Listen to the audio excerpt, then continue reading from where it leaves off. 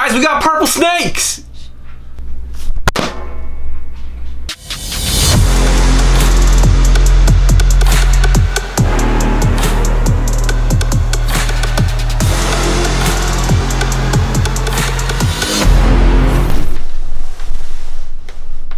Ben, I got you something. Thanks, I love gifts. All right, so let's see what Ryan got me here. I like opening it. It feels like a shirt. I'm curious myself. Since it wasn't opened, you don't know. Oh, snap. Hey, anybody know what those are? Support your local morph market. Dang, there's actually a lot of stickers in there. That was way more than I thought. Let's see here. Some Morph Market shirts. Dang! I got 2 here. Hope that means we renewed our subscription. We did. I made sure of it. And I bought some shirts, or you bought some shirts. Dang it. I'm taking the company card. That's it. You bought Starbucks one too many times. So this one's mine, this one's yours. Because I'm still the double fat right at the moment. Alright. Alright. Support your Morph Market. We have a Morph Market page, so make sure you guys go check out our store on Morph Market. Say Morph Market again. Morph Market. What are you gonna pick? Morph Market. And lean market too. So a couple weeks ago, I told you guys in a video that we were gonna do a comparison between the Cape file snakes and the forest file snakes, because we see them get misidentified a lot, especially on social media. So we have ours right here. Last time they were in shed, so we didn't want to bug them, and they were eating. But first off, I'll show you this. This is an adult male Cape file snake. This is captive born. We got this from our buddy over at Bushfeld Reptiles, right? Yep, It's Warren. Reptiles, right? Yep. Bushfeld Reptiles, Warren. He came over here from Africa, and I guess he brought these guys with him. Yeah, he imported all of his collection. They were captive born in Africa, and he brought them over here when he moved. And man, this thing is beautiful. Nice dark purples and grays. You can see it has a very blunt nose. That's because it likes to dig around. It will go in burrows a lot and stay under leaf litter. The term is fossorial. They like to be like underground, I guess. And they apparently don't real active. They don't much enjoy being lifted up because they are ground dwelling. So let me get them to calm down. They're usually very calm, not bitey at all. So when you feed these guys, they kind of like blindly like ram their face into the prey. Like I don't know why, but like it's really kind of comical. Like they don't grab it and wrap it around. They'll like lunge with their mouth open and like thrash their face around, trying to like almost like they can't even see it. Like they're blindly thrashing their face around. It's really weird. But you can see these really elevated scales, and they have huge gaps in between them where you can see the skin, which is where you see the purple. Mm-hmm. It's mixing the gray and the red of the blood vessels, I think. And they say that the scales are separated like that and keeled so that they can trap their prey against the wall of a burrow or something like that to hold it still. Kind of like a mole snake. These guys feed on snakes a lot when they're in the wild.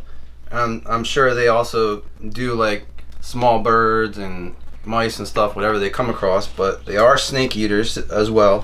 Mm-hmm. So when you're pairing them, make sure they're well fed beforehand.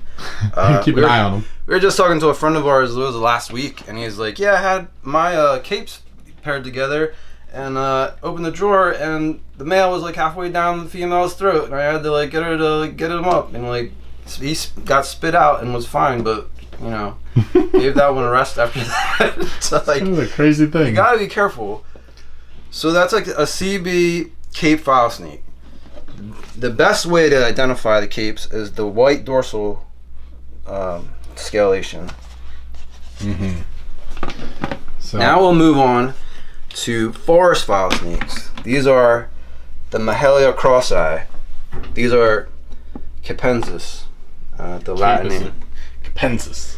But this one is actually a wild caught. We have brought in a collection, a group of them last year, a little more than a year ago. Treated. We've been building them up over this last year, trying to get their body condition better, because they come out of the wild, they can be a little beat up. They had a lot of wounds from being attacked by other animals. You can see the scars along the animal's body that have healed over nicely. It isn't as thick as this other one, even though it probably is older. I would imagine, because it didn't get this thing feeds all the time here. This thing fed whenever it could in the wild. You know what I mean? So while it does look a little skinny still, it is tripled in size since we got it. Super healthy for sure. There's no more loose skin at the end, which when it came in, there was loose flaps because it was a little probably dehydrated and also didn't get to eat a lot. But you can notice the tone is a little lighter on the forest fowl snakes, and also they don't have that white ridge on the back. So most of the time, these things are coming in wild caught, both of these species, and a lot of times I see people posting these guys up from an expo saying that they got a new Cape fowl snake and it doesn't have the markings, and I'm like, well, that's not it. But so that's one of the reasons we're making this video. Number one, we love these species of fowl snakes. They're so cool.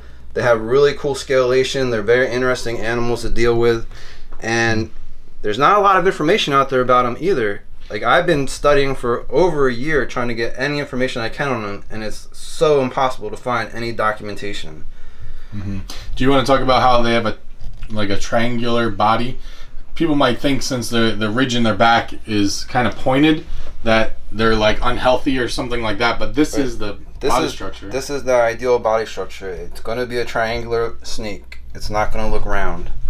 So when you see the huge ridge on the back, that's meant to be that way. I don't know why it's designed that way. I would love to know the taxonomical reason for that, but these things also have, I don't know if the camera can see it, but it has this amazing sheen of iridescence on the scales. Is it picking it up at all? Not well. Especially if you have them out in natural sunlight. So yeah. So where are they from? Right. So these guys are from Central Africa. Ha! And I'll show you right here on the map. This is the distribution of both species. The forest fowls are in red and the capes are in blue. And you can see the geographical spread is pretty wide on these.